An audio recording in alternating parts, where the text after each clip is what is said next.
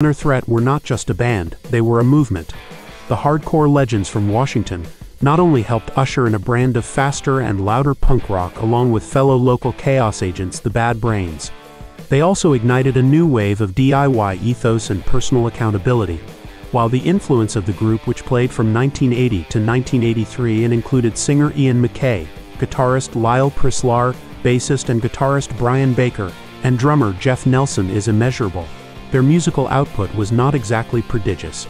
A single 21-minute album, 2 compilation songs, and 3 7-inch EP, one of which was released 2 years after they broke up.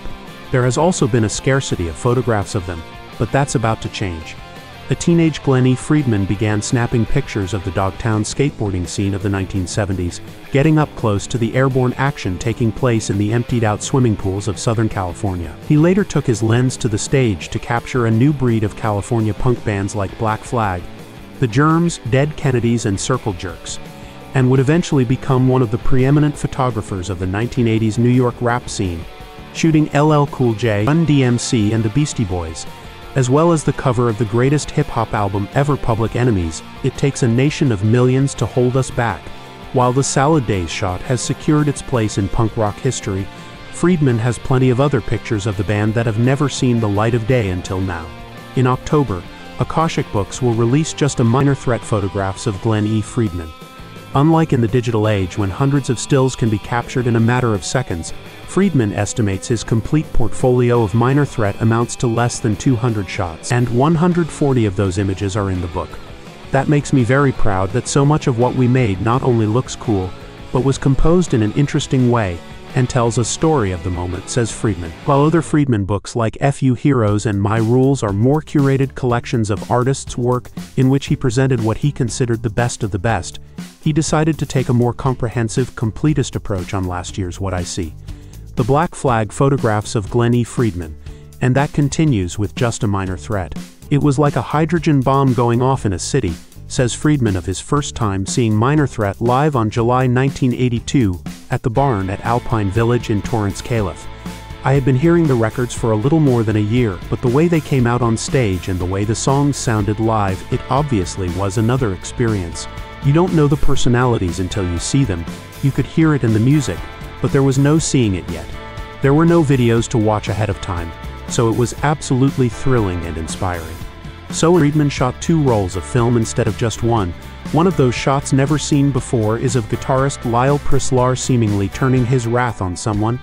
I have no idea what's going on there, says Friedman. It was a very chaotic show, so maybe he was mad at someone for slamming into him while he was playing, or at the security for allowing someone to slam into him, or someone unplugged his guitar while he was playing, or Brian was not keeping up.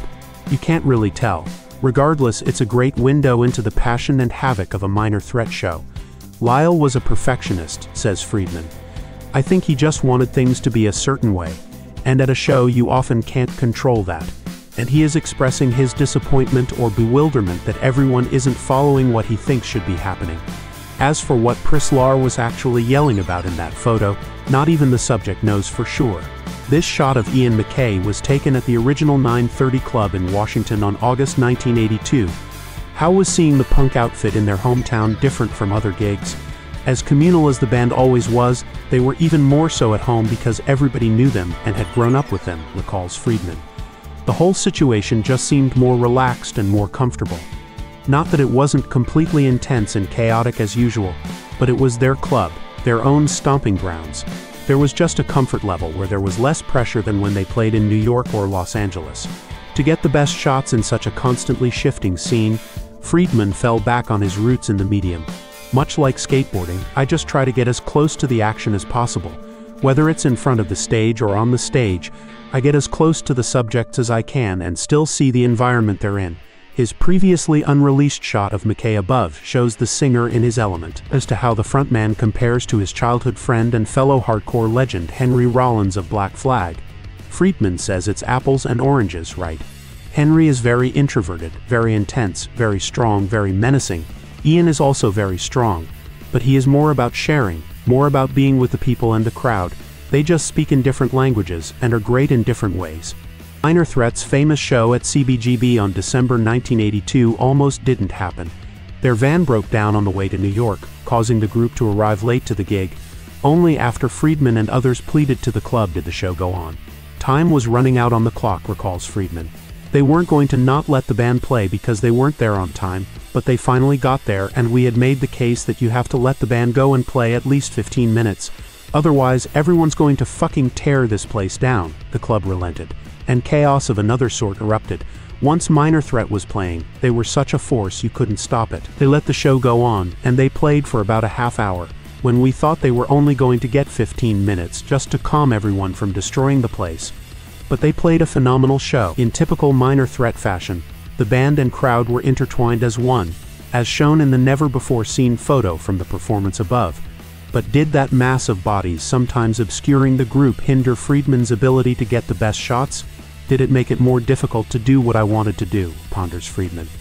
I guess so, but that's not my concern. My concern is framing those moments that are going to inspire other people later, the way I was being inspired. He wanted to capture the feeling in the room, including whoever was in it.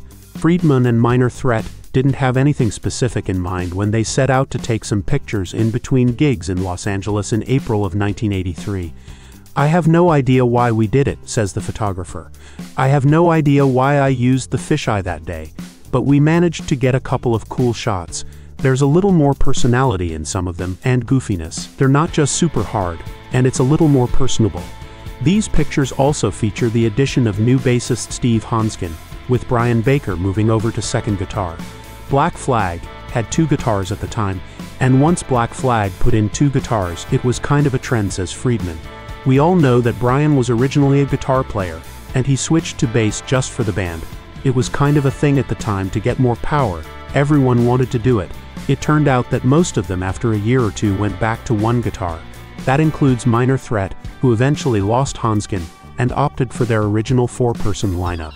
Steve being in the band definitely lent more power to the live show, says Friedman. He brought a lot of energy, and that was great. But they didn't need it. They already had it. He fit in, and it worked for the time he was there. But then they realized it wasn't necessary and went back to what they were doing.